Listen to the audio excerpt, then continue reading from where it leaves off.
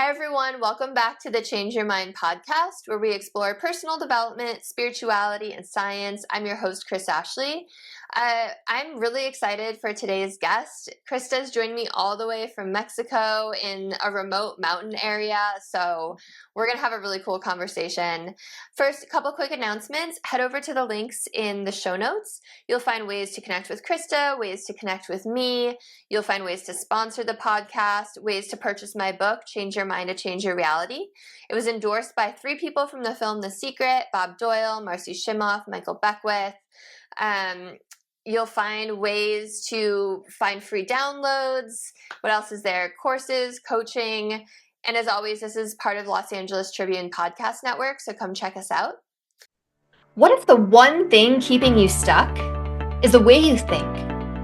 Welcome to Change Your Mind with Kris Ashley, the podcast where science meets spirituality and mindset becomes your most powerful tool for transformation.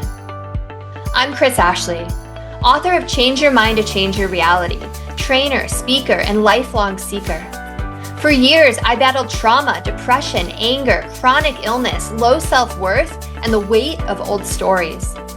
Until I discovered how to rewire my mind, reconnect with my divine nature, and consciously create a new reality from the inside out. This show is here to help you do the same. Each week, we explore the intersection of personal development, spirituality, and science, diving into topics like healing, emotional mastery, entrepreneurship, resilience, and the quantum nature of reality.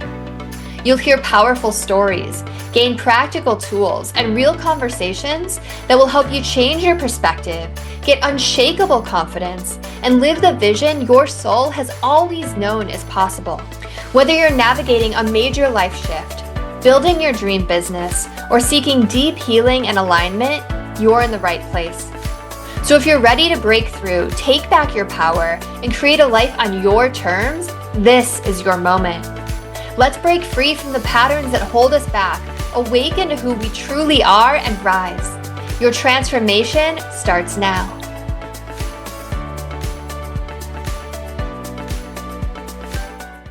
All right, so with me today, I have Krista Williams. So Krista is a published author with a Master of Arts in Education and over 20 years of international experience teaching in Central America as a bilingual certified yoga teacher and U.S. licensed massage therapist. She offers workshops and training programs to young adults. Currently, she is a tenured professor and researcher in Mexico, where she teaches weekly bilingual yoga and meditation classes to university students and professors. Krista is an avid practitioner of yoga and meditation. As the author of the ebook series, The STAR Method, How to Heal Using Therapeutic Touch, and Life Readings, Know Your Mission, she helps people find solutions to everyday challenges and discover their unique life's mission. So welcome, Krista. I'm so happy you're here. Thanks for having me, Kris. It's great to be here. I didn't even know you were a published author. You didn't even tell me that when we spoke, so that's really exciting. Yeah, thanks. So, there's a couple different things I wanted to talk to you about today. And the first one is, you're an English teacher in Mexico, but you also give life readings, right? Would you say that you're a medium, or how would you describe yourself? Is it psychic? I don't describe myself as a psychic because I consider that a different category. It's a similar skill. It's related, but I consider myself a medium, which is the skill of mediumship. Awesome. So what that means is I can communicate with spirits in what we could call the spirit world, which is not very cool. The physical material world that we're familiar with here on the earth realm. Yeah. So I always start all of my episodes off the same way, and that is by asking my guests their origin story. So what put you on this path of becoming a medium? Were you always born with it? Give us a little bit of your journey. Oh, okay. Yeah. Well, I was born in Massachusetts in the U.S., and that's where I grew up. And I always had this interesting sort of communication with spirits. I always had from a very young age, as early as I can remember, I'd just be sitting next to a tree or something, and all of a sudden I could just start communicating with the spirit of the tree, like any, or I could just start like, I could pick up on stuff about people. Like I remember in grade school sitting there and just like knowing stuff about my teachers and not knowing where it came from, but just having this sense that like, oh, okay, this is what happened to her. This is what's going on with her. And like I thought of it as like a strong intuition. And then as I started to explore more what that was, and I guess get a deeper understanding of the gift, I realized, oh, I'm communicating with spirits.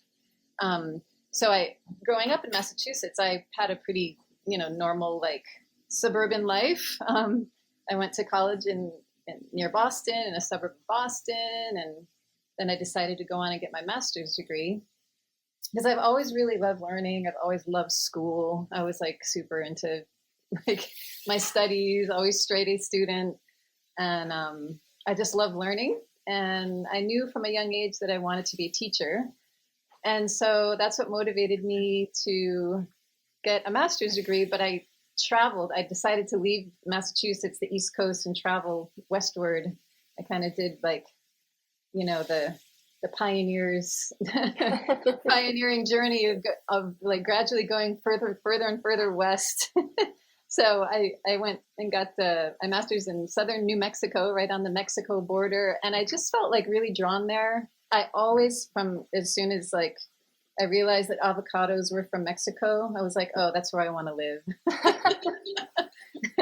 And I think I realized that when I was in my early teens, like I'm like, oh, I'm going to go live in Mexico. And then I had the fortune of having really awesome Spanish teachers, like in high school. And I remember in 7th grade, I had a really good Spanish teacher, and I thought had a pretty good command of Spanish by the time I made it to high school. So that was my major in college. And then,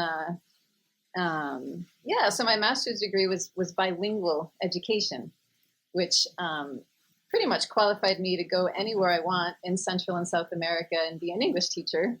So that's kind of how I've been, I guess you could say, financing my travels here south of the border since I moved south of the border when it was over 10 years ago now, I decided to move out of the US and become an expat. Okay, so that's so amazing that you're able to travel, and I know you live in this incredible mountain village, and you have horses, and you're on this ranch, and you're working with all this youth. That's amazing. I love hearing people follow their dreams.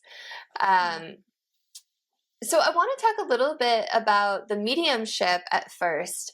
Mm-hmm. So what does it feel like when you get messages from spirit? Like, what is that overwhelming for you? Like, do you always know where they're coming from? Like, what is that like?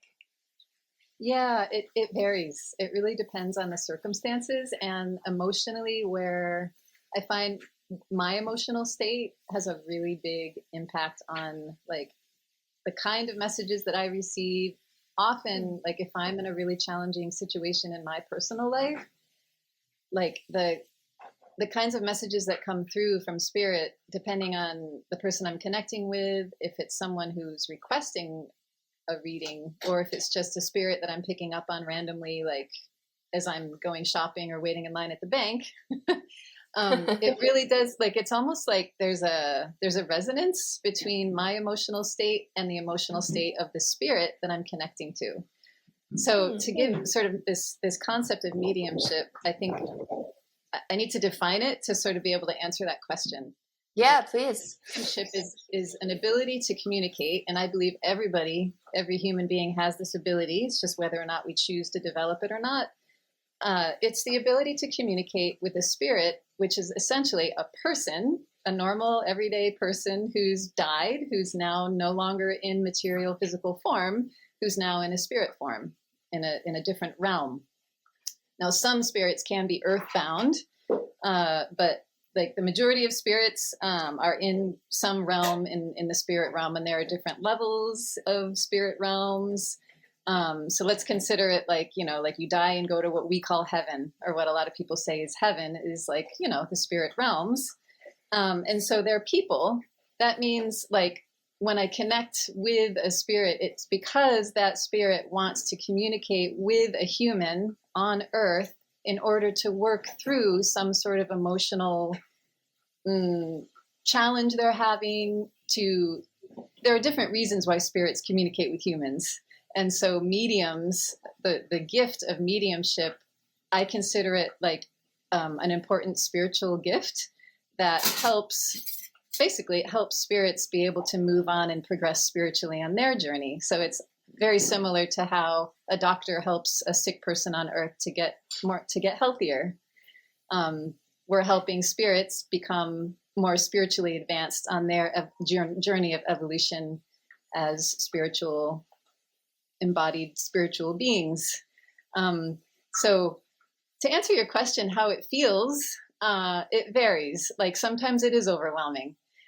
There are often groups of spirits that come. I remember, I'll never forget this time. I was in Santa Cruz, California, where I lived while I was studying with my yoga teacher, my yoga guru. I was in Santa Cruz and I was sitting overlooking the ocean, and all of a sudden this huge group of spirits just came, and they were like insisting that they communicate through me what their need was. And it just so happened that these were spirits who lived on Earth, like it was like hundreds of years ago, and they all died. They were all murdered in some sort of like terrible event that happened where a bunch of people died, and they all were similar in the sense that they all wanted to reconnect with loved ones on the Earth and say goodbye to them. And so what I felt at that moment was like this overwhelming sense of like my shoulder. It's like they were all grabbing me, like sitting on my shoulders and putting this super heavy weight on my shoulders. And I knew in that moment that what I needed to do was just get still. And because I was studying yoga and had studied yoga and meditation for many years and was in this really intense, yoga training at the time with a master teacher, I knew how to breathe and I knew how to get still and go inside, even though I was feeling all this intense energy, right? Like all these, imagine like people who all are so desperate to connect with loved ones who they feel like they didn't even know they were dead, which often happens with people who die. They don't realize that they've passed. And so it can be torturous for them. It can be really, really like emotionally just like so confusing and overwhelming. Like, so I consider my gift as a medium to be it's just so beautiful that I can offer the assistance to spirits or, humans who've passed, who may otherwise just wander and suffer for years and years in this like sort of earthbound state or in one of the realms of the spirit world and be wandering and not know where to go or who to talk to. So when they came to talk to me, I put myself into this very centered meditative zone. I got still and I connected with my own breath, and I allowed myself to feel all the intense grief of loss that they were experiencing. And once they started to connect with the grief of their loss, that's what allowed them to then realize, oh, there's something beyond this. Like they could see outside of that emotion, the intense emotion that they were all experiencing as a group. And then it just felt to me, like I so appreciate that you asked how it feels, because like the gift of mediumship, it's so essential and so crucial for a medium in order to be effective, to connect with their own body and connect and be honest about what they're really feeling, because that's really the only way spirit communicates is through emotion. And so that emotional connection with that particular group of spirits at that time, like as I allowed myself to breathe and release the grief, and then I started crying, I started to actually like shed tears, like audibly I was bawling, and I just let that keep flowing. And then it just turned into this like really nice feeling of peace. It was like, oh, okay, they were ready to move on to the next evolutionary step that they were on. And I knew at that moment that I could release them because they wanted to go. It's like they were ready to evolve to the next level. What a cool story. Like I have goosebumps right now. So it wasn't, and you said like they were from hundreds of years ago and they wanted to connect with people still left here, but they didn't realize like those people have probably passed on, right? So it wasn't so much of like, oh, let me connect you with them. It was more like, let's help you work through your emotions and confusion so that you can let go and move on. That's really cool. Yeah. I've never heard a medium described as like helping spirits evolve on their journey. And I think that's really beautiful because like so often we hear like, oh, there's a message for someone here. It's helping someone here connect with them. But that's really cool that it's also helping those on the other side too. Yes, because all of us we're spirits embodied in a human physical form. This physical apparatus is temporary, and we're housed in this physical body for the time that we're on Earth. And then after we pass on, however we die, at whatever age we die, nothing changes except that we no longer have a physical body. We have an eternal existence. It's an eternal connection that we have with Source or God. So many people, have so many different names for it, and there are so many different religions that have been constructed around the concept. But at its essence, our eternal connection with our Creator or with God or with, the Great Spirit, whatever label or whatever belief system you have, that the essence of the truth in that is that we live eternally, and that spirit is eternal. And so we, as embodied spirits, pass on to other realms, and we continue to learn, we continue to grow. And what we continue to learn is how to emotionally connect on a deeper and deeper and more authentic level with the love, which is God or the Creator or the ultimate superior creator, who is the origin of everything that we know or think we know. As we grow in our relationship of love and connection to God or to the highest superior personality of all that is, whatever label you give it, that's the journey that we all share. And that's what all spirits, anyone who has ever lived on Earth, can either choose to come back to Earth after going through a certain journey of spiritual development, or they end up growing so much in that connection to God that they become at one with God. And then that's what we know of here on Earth to be like avatars or ascended masters, people like Jesus, people like Buddha. They've grown so intensely like advanced in their understanding and their connection with the Creator that they essentially become one with that great love. And then they become the greatest teachers. And of course, we see that in sacred texts. They're teachings that have been passed on through generations. Yeah, absolutely. I couldn't agree more. That's absolutely my belief as well, that we're here, Earth is kind of a school, and we go through these different grades, and we're kind of climbing that ladder back to Source, right? Because we're all part of Source anyway. We've just kind of been sent off as these souls.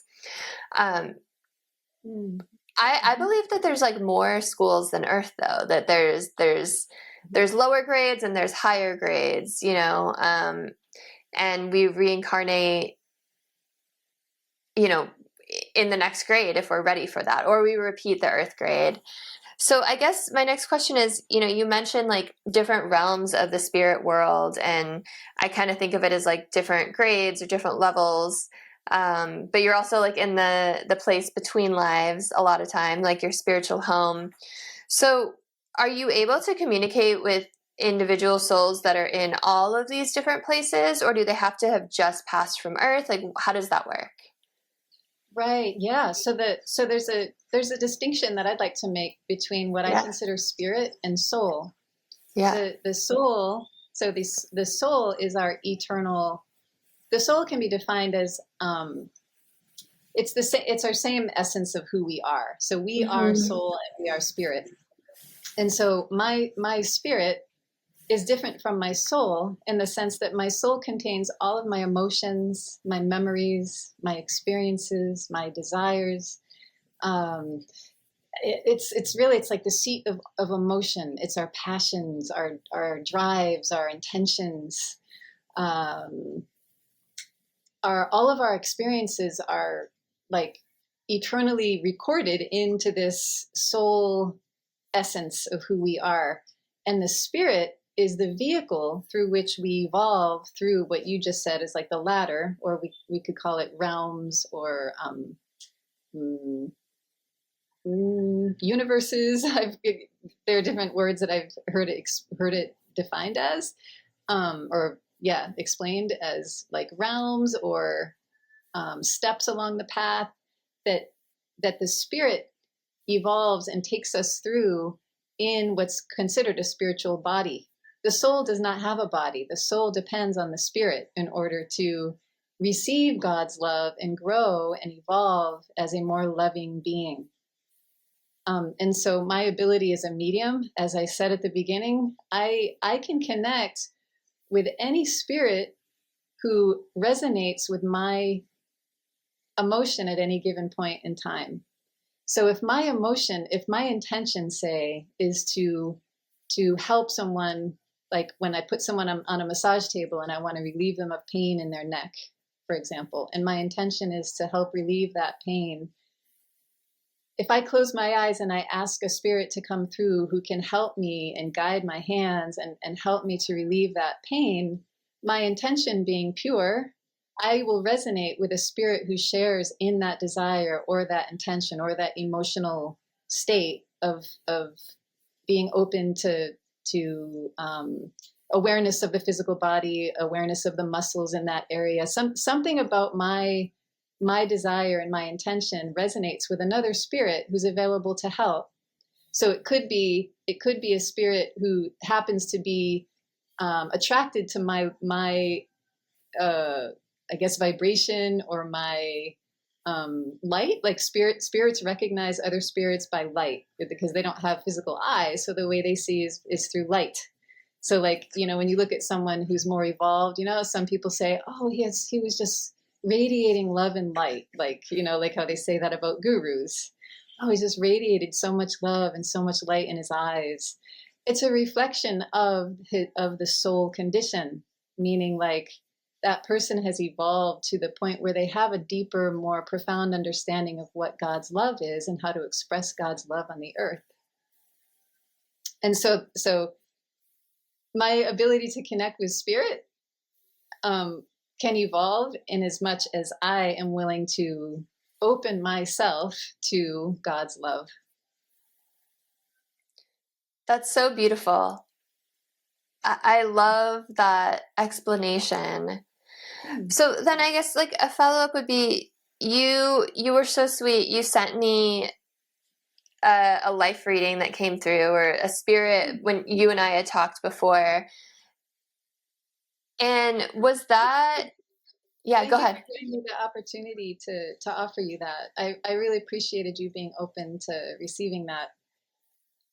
I was so grateful to receive it, and it was really interesting, the timing. So I guess my first question is, was that from, like, who was that from? Like, what spirit came through for that? Well, when I did so there are two ways that I, as a medium, my unique expression, I guess, of my gift, and mediums are different. So my medium gift at this time in my life, this could change. I do mediumship through what I call automatic writing, which means the spirit communicates. Essentially, the spirit kind of like takes over my hand and then puts messages into my mind that I then channel through my arm and my hand onto paper, or sometimes I type it. Another way that I do mediumship is when I have someone on a massage table, or when I'm teaching yoga. I'm actually guided to do specific postures in my classes with people, or I know that my hands are being guided by spirit, and the spirit is different depending on the circumstances and the person, to touch specific areas. Like so many times I've had people say to me, how did you know that's where I had the pain? How did you know that that's where I needed, like, how did you know that that's what I needed right now? And I just say, I just know. So I have to really like sometimes the spirit does not name himself or herself or themselves. Sometimes if I ask, they'll tell me. in your case, when I was doing automatic writing for your reading, the spirit revealed his name. He said he was Timothy. Yeah. So I noticed that. So is Timothy someone, like, is he a spirit guide of mine or like a guardian angel kind of, or is it just the right spirit in that moment that wanted the same thing, like you were saying before? Well, it's I think it's all those at the same time. Like Mm. our spirit guides change throughout the course of our lives depending on what we're going through, and it also depends on our openness to receiving God's love and growing in our understanding of God's love. So a person who's really caught in like an addiction, for example, really struggling with an addiction, is going to continue to attract spirits to them who are also wanting to feed that addiction through certain behaviors.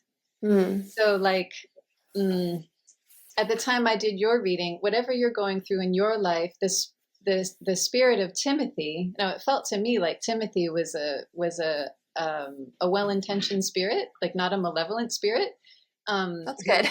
Yeah, it was like interested in your well-being and guiding you to, to support you and on a spiritual and also practical level. I saw, he was offering some pretty practical advice.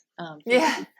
That, no, Timothy could be your guide at this time in your life.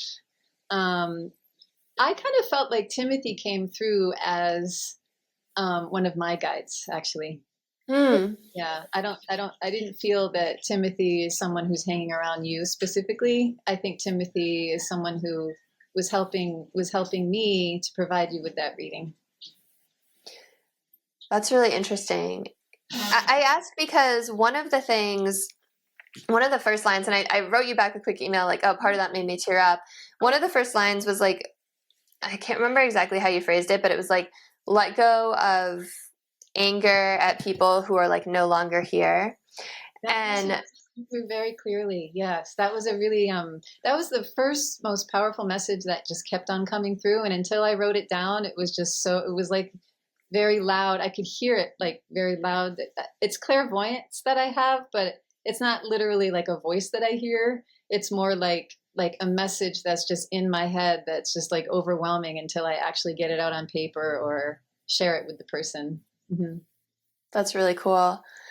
The reason I was bringing it up is, so my dad, and it's timely, my dad passed away 2 years ago yesterday.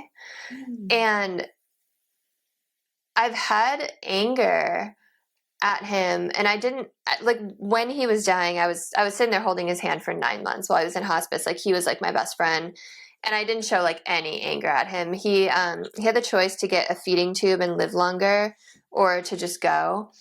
And he didn't want to get a feeding tube. He had one before. He hated it. And he decided to die. And like, I was like, the whole time I was like, I support your choice, like anything you want to do. And then after he died, I just felt so much anger, and it surprised me. And I felt angry like to this day, because I'm like, oh, all he wanted was a grandkid. And I tried for 8 years, and I got pregnant 3 months after he died. And it's like, and he came to me, I actually, I have a lot of dreams where I get like visitations or like precognitive stuff. And he came to me and told me he had to reincarnate again as a human because he made the wrong choice. And had he gotten the feeding tube, he would have been around 3 more years. And that just kind of pissed me off more. Yes. It's like, man, you could have like met my boy, right? He's like a year now. But I've been holding on to this anger, and then I got that message, and it was like, yeah, I need to let it go. And, it was just like right before the anniversary of his death. So it was really interesting. Mm-hmm. There was a message about forgiveness in the reading, if I recall. I often forget a lot of the details of readings if I don't have it right in front of me once I give them, because the reading, it's not coming through me, it's coming from a spirit. So in order to really be effective as a medium, it's important for me to remove my own filter, my own personality, my own ego, my own vested interests, whatever they may be, to remove myself as much as possible from the process. So I often don't remember the details, but I do recall like something about forgiveness coming through for you. Yeah, I was just looking at it. You're right. And that totally makes sense what you were just saying. about taking yourself out of it. It was forgive the people who are not able to help you. So that kind of coincides with it too, right? Now, do you have a daughter? Because I remember it was coming through as female. It was, and that was the only thing that I was like, oh, that's funny. And no, I have a son. Okay. So it's interesting because sometimes with mediumship, I think it's really good for people to be aware that if you go to a medium and ask a question about something, that medium, the message that comes through is always going to be, it's always going to filter through that person and that person's perceptions or that person's biases, that person's beliefs. And so sometimes things are not always 100% accurate. And I think it's really important for people who decide to access the services of a medium or a psychic to consider that, like, don't like make huge changes in your life based on one thing that one medium or one psychic says, because it may not be 100% accurate, like everything that they're telling you. Consider it like advice from a friend, you know, like you don't know, like if somebody's giving you advice, it doesn't mean that you just go off and do exactly what they tell you, you know, really take it in and consider it for yourself, what's really true and what resonates for you. I love that. Yeah, that makes sense because you're a human and so are the spirits, or they were, right? To me, I was like, oh, maybe it's like a future child. I don't know. It could be.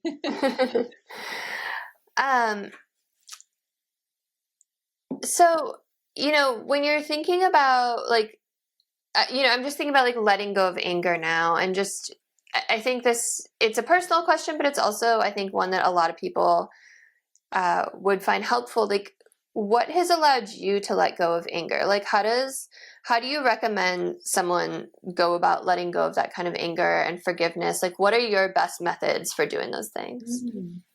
Yeah, great question. Because I think that the emotion of anger is really strong on the planet at this time. And I think anger is connected to fear, and there's a lot of fear on the planet.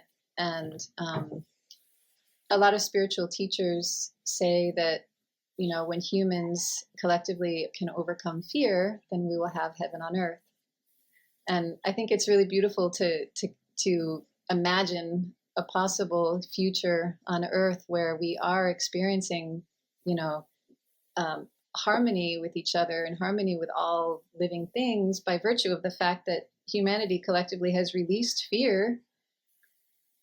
Each one of us has a role in that, in the sense that each one of us has our own specific, unique life journey and life experiences that give us the opportunity to work through our emotions. And that's what I consider so beautiful about God's love, is that we all are given the ability to feel and release every single emotion that flows through us. There's nothing that we cannot face emotionally as we open ourselves to God's love and to the release of those emotions. What's hard is that it's really scary to feel those emotions. It's scary to feel fear. It's scary to let oneself process such intensity. And yet that's really what is the essential, that's what's essential in our spiritual evolution as souls. In order to improve our soul condition, it's necessary to evolve ourselves emotionally, to release negative emotion. And negative emotion is impacted and influenced very strongly by spirits who've passed on to other realms, who still have addictions, and they want to work through those addictions by connecting with people who are still on earth, who resonate with those addictions, you know? And so a lot of us are addicted to things way beyond physical, you know, substances. We're addicted to being validated by each other. We're addicted to codependent relationships, addicted to so many things emotionally. And so working through an emotion like anger, I would suggest on a deeper level is fear, you know, fear of being alone, or fear of not maybe a fear of not belonging, a fear of death, a fear of the unknown. I think we can do that by staying connected to our bodies. I think we can do it through talking to other friends about it, and that's what psychotherapy allows us to do, is talk to someone who can listen. And that helps us to start to connect authentically with the emotion so that we can feel it. And that's where I think society has an opportunity now. Is in our society, if we can create spaces, safe spaces where people are allowed to feel emotion and process emotion and release it, we will do so much of a service to ourselves, to each other, to our collective, humanity. If we create educational institutions where young people are encouraged to connect with their emotions. And that's what I encourage in all of my classes. When I teach a yoga class, the first thing I say is, if you're feeling stressed about taking exams, just let yourself breathe and feel the anxiety, process it, keep breathing. And I would suggest that on a physiological level, in order to process and release an emotion like anger, we first have to allow some diaphragmatic breathing, connecting with the body, staying grounded through the feet, like staying connected to the earth, allowing the breath to help us connect deeper, and then letting the tears flow. Because if one has some tears to shed and tears start to flow, what is the first societally it's not acceptable to cry, but big boys don't cry, or oh no don't cry, but what if we were just allowed to let ourselves cry, or scream into a pillow sometimes, or sometimes punching a mattress. It helps us to stay connected to our bodies so that we don't disembody and then allow the spirit influence to have a negative effect on our lives. You know how when people say, oh, he was just overcome. It's like he was beside himself. He was overcome. It's like he wasn't himself. He was so angry. He was beside himself with anger. Like, it was like I was looking at him, and he wasn't himself. Well, maybe consider the possibility that when someone is enraged or expressing such rage, that they're actually being influenced by a spirit who's attempting to release that emotion through that human. Wow. Mm-hmm. I love everything you just said. I really appreciate that explanation. It was making me think of the one biggest healing thing that has ever helped me is Osho's dynamic meditation. I don't know if you've ever done it, but it's like a 5-part. Have you done it before? No, I haven't done it, but people have told me about it. What do you like about it? So what I love about it is, it's 5 parts, and it's an hour, and it's broken into 10 or 15 minute segments set to music. And the first part is a breathing exercise. And it kind of just coincides with what you just said. The first part is a breathing exercise, and you're kind of breathing rapidly through your nose, but in no rhythm. Just you can't fall into a rhythm with it. And it almost pumps you up. It charges. Mm-hmm. And then the second part is the catharsis. And by the time that music hits and catharsis starts, it's you're ready to just explode because you've been so primed. Mm-hmm. And you just experience this incredible release of emotions. And it's as I'm sure you know, it's like anything, right? Some people laugh hysterically, others sob or scream or punch the floor or whatever. And what I love about it is it's layers are so our emotions are so layered, like you said. Oftentimes anger can cover up sadness and heartache, or like you said, fear. And it's you can feel it shift, right? Every time I do it, I'll be screaming angry, and then all of a sudden I'll be in a puddle crying on the floor, and it's just oh, that top layer went away, and now it's you're going deeper. And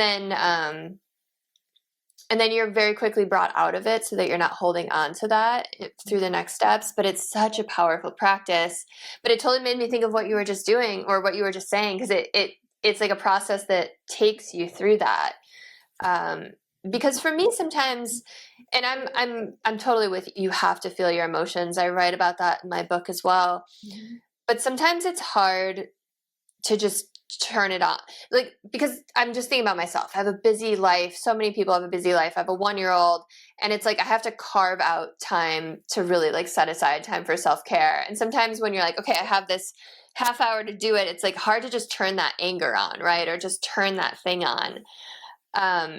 So I guess like a follow-up would be like, how do you do that? Because a lot of times people have to carve out that time, and it's like, okay, how do you like access all the things, right? Or is it just like you sit in meditation and it comes up? Like, what's your advice for that? Yes, yes. Yeah, I think our modern lives, we're so, yeah, we have so many distractions, and the beauty of living south of the border for me has been just connecting to the earth. Like life is just so simple here. Yeah, you just slow Relatively down. rustic and much slower. And yeah, like living where I live in southern Mexico, it's kind of like the way things were in the 50s in the US. Like it's kind of more that pace, I would say. Sounds really relaxing and lovely. Yeah, so I guess for me, like it's probably easier for me to connect to my emotions in that context. And so like for someone like you're living in LA, so, or I assume you are. I'm in the Bay Area, but yeah, Yeah. California. And it's a lot of people, a lot of my listeners are US based. So I'm sure everyone listening can benefit from the answer you're about to get. Well, yeah, and I grew up, around Boston, so it's pretty high-powered, Yeah. personalities there, Harvard and like the academic community and like, pretty seriously professional people.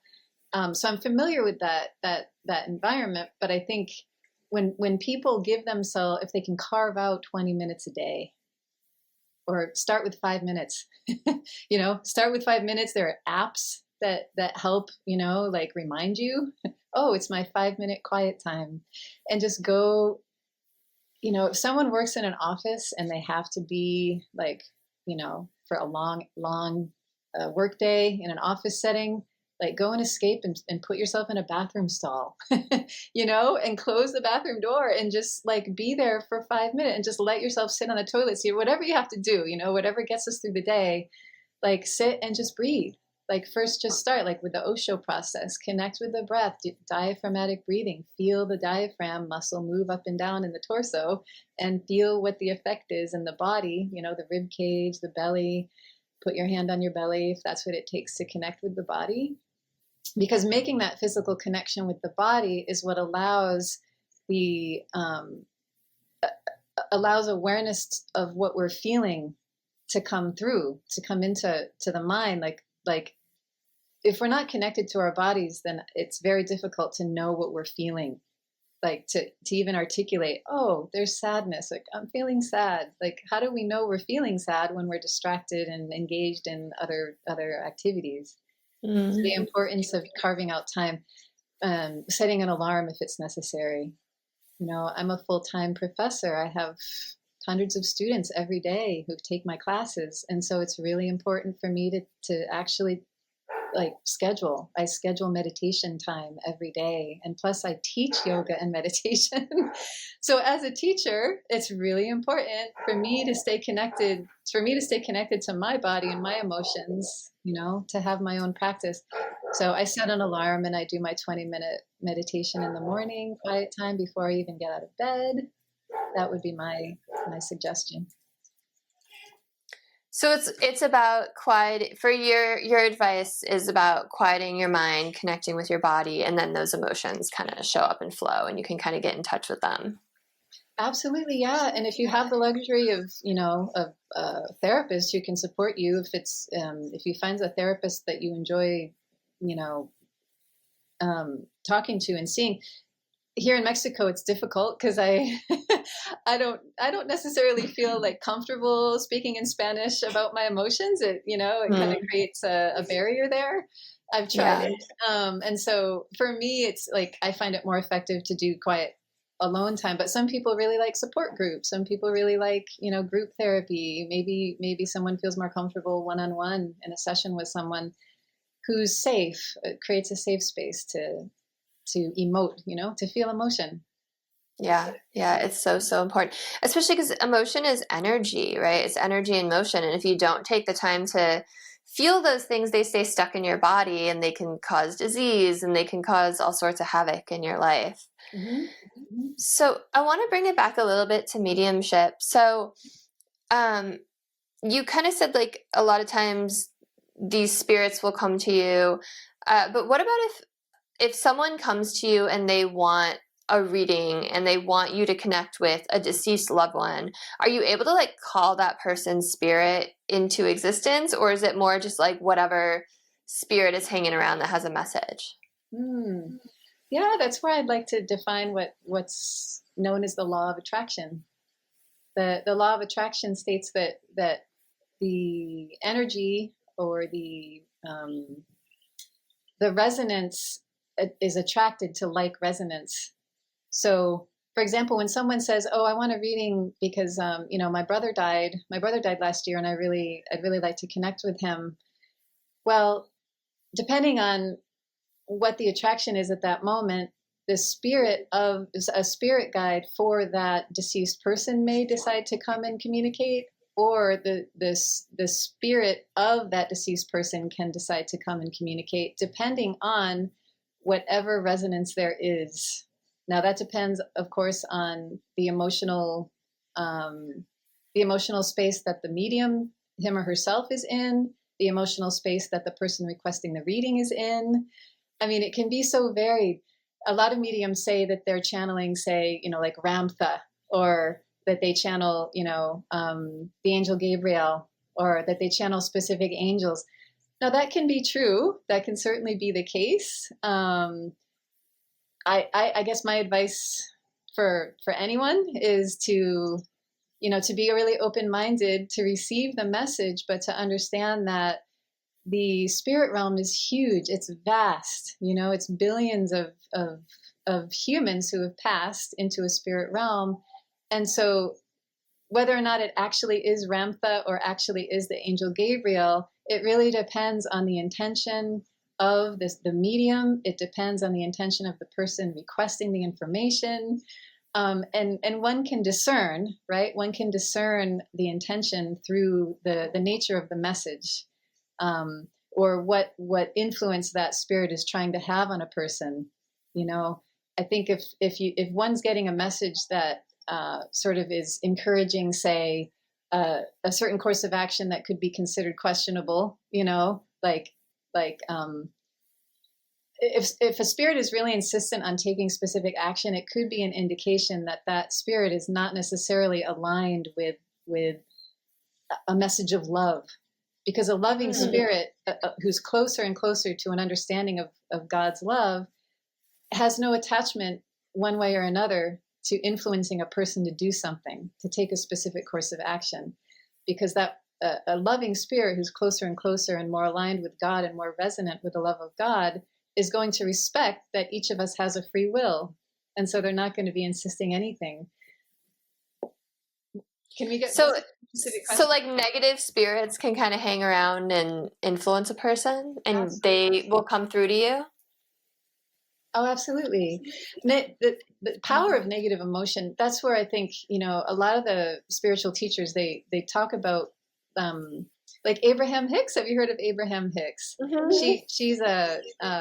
She's a channel for a spirit that she identifies as Abraham, but her real name is Esther Hicks. Yep. She's the medium for the spirit who's named Abraham. So this spirit, when she channels Abraham, so much of the message that comes through is about, it's really about the law of attraction. She talks about the law of attraction. She talks about the vortex. And so negative energy, and she talks a lot about negative emotion, that negative emotion is an indicator. So we can really use negative emotion as a catalyst for our evolution as a spirit, for improving our soul condition, because it's an indicator that I'm resonating with a belief or a thought that is not 100% aligned with God's love.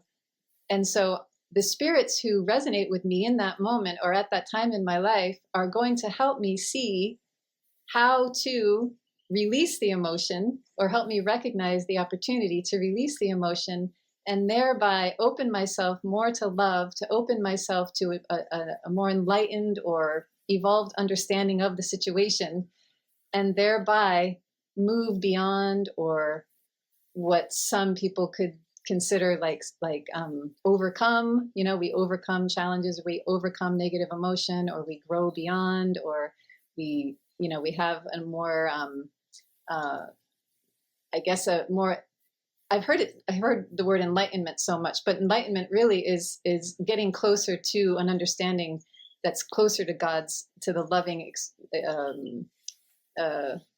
Putting this in words is a challenge, Kris. I feel like I'm following. It reminds me of like how every challenge or adversity we go through in life gives you the opportunity to learn and grow. And these negative spirits give you the opportunity to learn and grow in the sense that like they can see what you're reflecting to them and they're reflecting it back to you. Is that kind of what you're saying? Yeah, thank you for helping me with that. I was struggling to put it in words because the law of attraction, it creates this dynamic where negative spirits hang out with me when I'm stuck in a cycle of fear, or a cycle of like in my job, for example, right now I'm working through this negative emotion of like wanting to be accepted by my colleagues. And so that desire, or that need that I have to like for my colleagues to accept me and to approve of me is motivating me to take to make certain decisions in my role as the director of the language center. I need to make decisions that that impact like how I interact and interface on a daily basis with my colleagues. So those negative emotions are going to hang out with me and influence me to make certain decisions in order for me to recognize that, I'm trying to get approval from these people. Like when I take time to connect and really be honest with myself about my emotional state of, I have some fear of not being accepted. I have fear of being alone.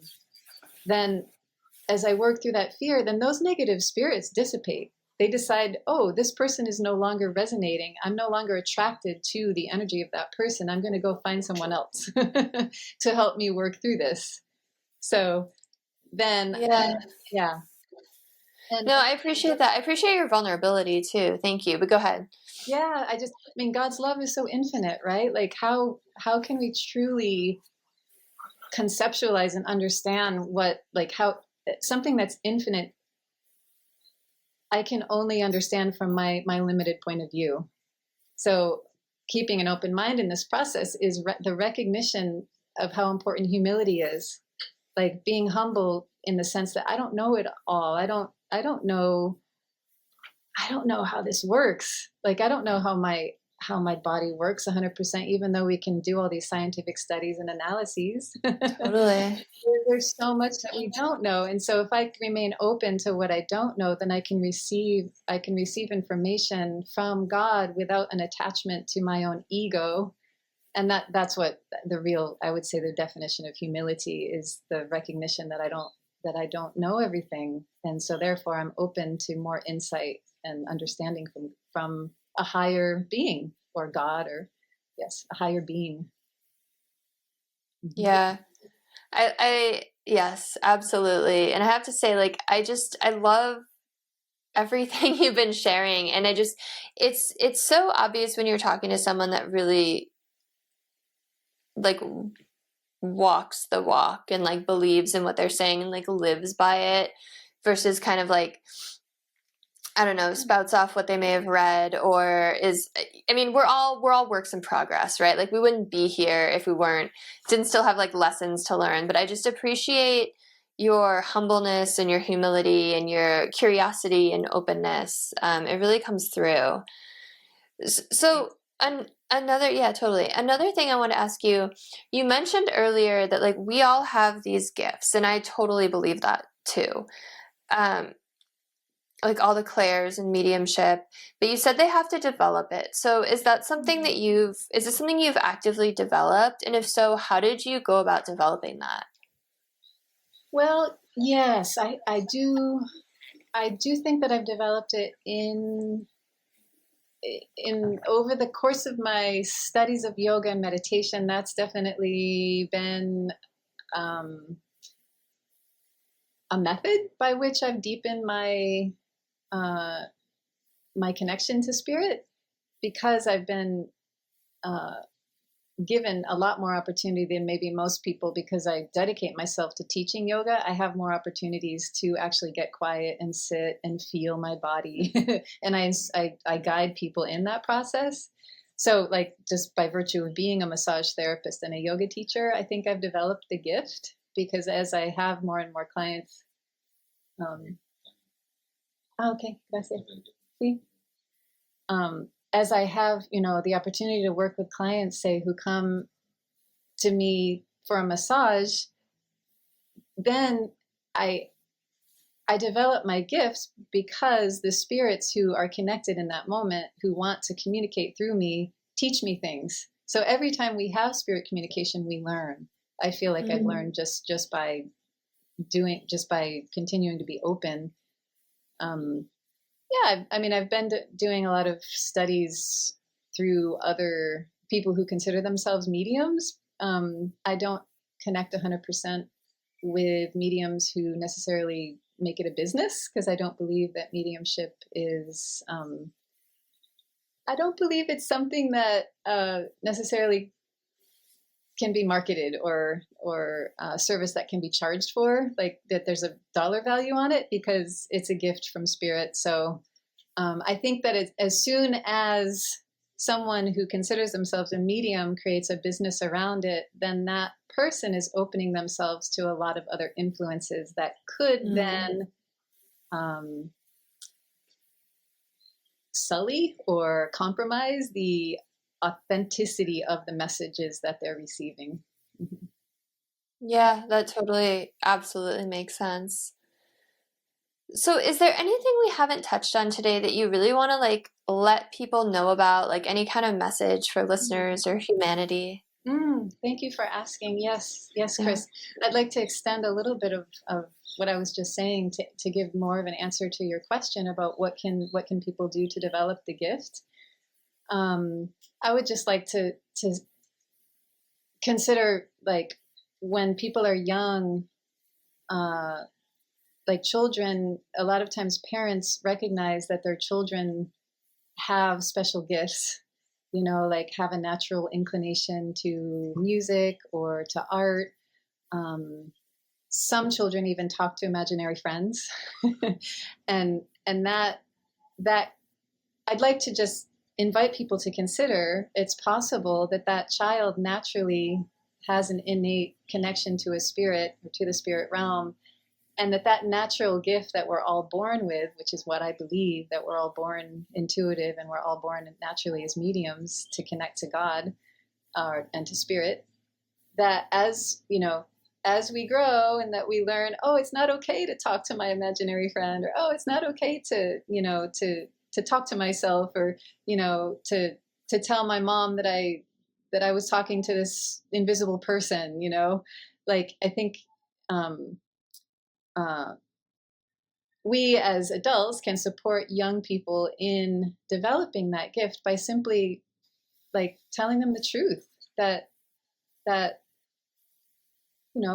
it's not like you're crazy. The truth is that we are spirit, and that it's possible to communicate with a spirit, and to encourage the gift, with the awareness that maybe, like, there's a time and a place to express the gift in this society. But I think the child will naturally learn that. And just to, for people who intuitively want to develop this gift within themselves, whether it's themselves or a child that they have in their lives, to keep giving themselves the opportunity to connect with the body, connect with your body, to breathe, to be brave and courageous in processing emotion, because spirit communicates through emotion. That's the way we communicate with spirit. And you can consider God infinite. The infinite love of God is, in essence, an infinitely expressed emotion or, combination of emotions. And when we consider, peace or harmony or bliss, what we've heard spiritual teachers describe as bliss, if that is a feeling that is coming through as God's love, then how beautiful is it if we can develop our awareness of that through the release of negative emotions? That's what we as humans have a role in. We all have a role to play in helping ourselves improve our soul condition, as well as other spirits or friends or fellow human beings who've passed on to learn and grow in their journey as well. We can all help each other, whether we're embodied or not. That's really beautiful. I just appreciate you so much. Thank you for coming on and talking to me today. Thank you for giving me the reading. I'm sure listeners appreciate you too for sharing all your wisdom today. And I'm sure they want to know how to connect with you. So if you wouldn't mind just sharing for a moment where people can find you online and if they want to get a reading. Oh, thanks, Kris. Yeah, sure. As I mentioned, I offer readings by voluntary donation. I don't charge for my services. So if you'd like a reading, you can go to my WordPress blog. There's a page that's labeled as request. Go to my blog, Parama, which is the name that my yoga teacher gave me, paramawilliams.wordpress. And it's just a simple form that you submit with a little bit of information about what you want to know. And you can also find me on YouTube. I have a YouTube channel, and on that channel there's a playlist called Testimonials from people who've received readings. There are a couple of videos there with testimonials of people who've been benefited from receiving the spirit message. Awesome. And all of that will be linked in the show notes as well, so people can easily find it. And again, thank you so much. I appreciate you. Hang out with me for a moment after we stop. And then if you're listening, please send this to someone who might resonate with it. Like, comment, share, subscribe. Let's all help lift humanity up. Mm-hmm. Have a beautiful rest of your day, everyone.